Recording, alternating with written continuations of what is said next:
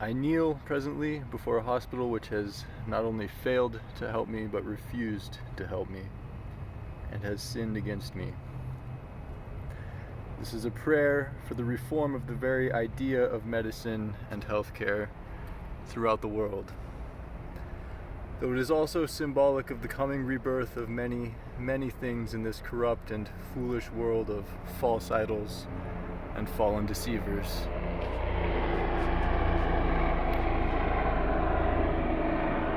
For context, I suffered an injury in 2012 which has caused me terrible pain every waking moment of my life since then, and which has made it very difficult to focus on and accomplish my goals.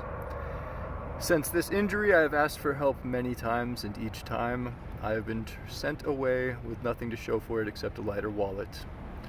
Lo, I have stood at your door and I have knocked. The fundamental construct of Western medicine is sadly soulless, robotic, and inefficient. It is designed to receive familiar inputs and give familiar outputs, not to accurately address whatever problems come their way.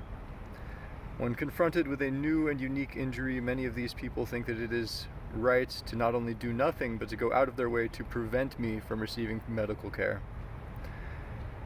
This has happened several times, and there is no accountability for this ineptitude and wickedness. There is no accountability to the many others who are also misdiagnosed or ignored by arrogant and self-centered doctors around the world. This must change.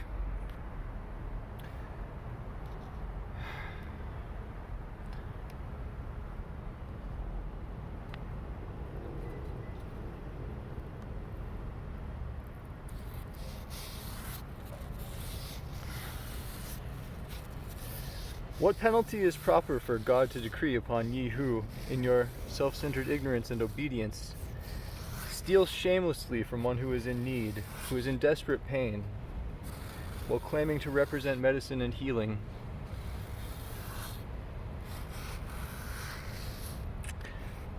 I have seen each of your hearts as I stood before you.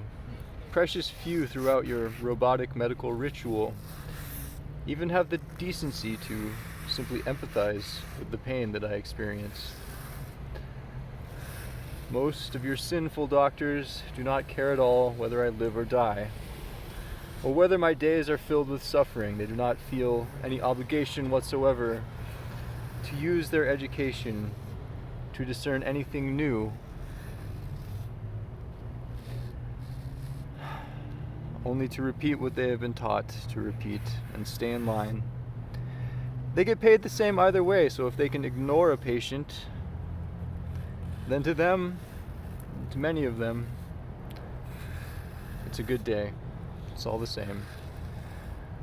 Several of them, I feel and I know, have actually delighted in turning me away, in rejecting making any effort to help me, and in actively going out of their way to prevent me from ever receiving further care. This occurs especially if I am passionate about the urgency of discovering what could possibly be burning on the edge of my brain for 8 straight years before it kills me, as if the urgency of it somehow offends them. But then again, if I am simply too logical, many of them do not believe that I am suffering, and besides which, if they do not already have an answer prescribed to them, they are simply not programmed to think that they are supposed to find one. This is shameful and tragic on several levels. Until these kinds of selfish doctors who would rather deny someone care than try to learn something new see their sinfulness and repent by their own actions, their very souls will be cursed for the negligence that they impose upon their practice. May all doctors throughout the world be wary of this curse and seek noble rather than selfish motivations in their practice.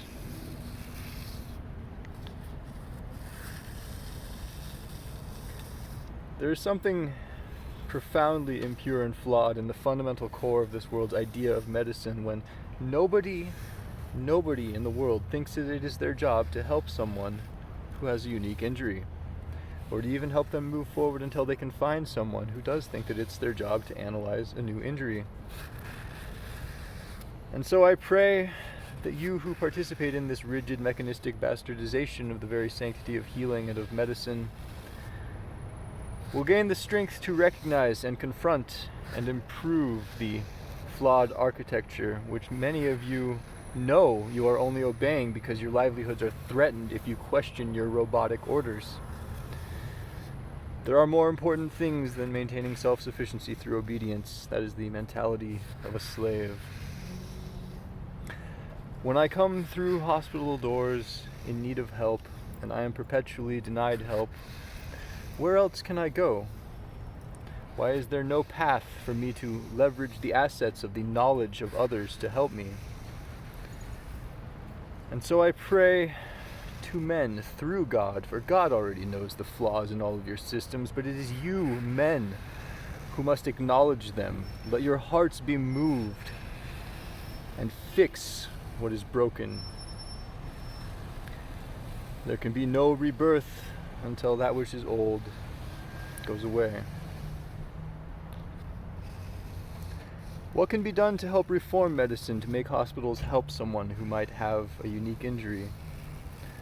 Well, one thing would be to normalize patient advocacy programs which employ people who ensure that patients receive the care that they need, so that I am not alone in pursuing my own health care, but instead have people who I can refer to who can help me to ensure that patients receive care.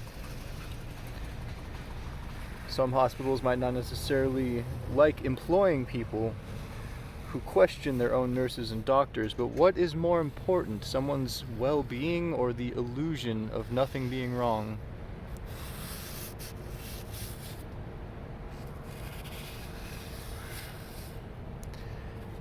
And some people act like it's about money, like if I had many millions of dollars, I might be more likely to receive care, but this is only somewhat the case. The majority of these people would still simply short-circuit if presented with any problem that doesn't fit into a rigid input-output mechanism that they have been taught, and that is a problem.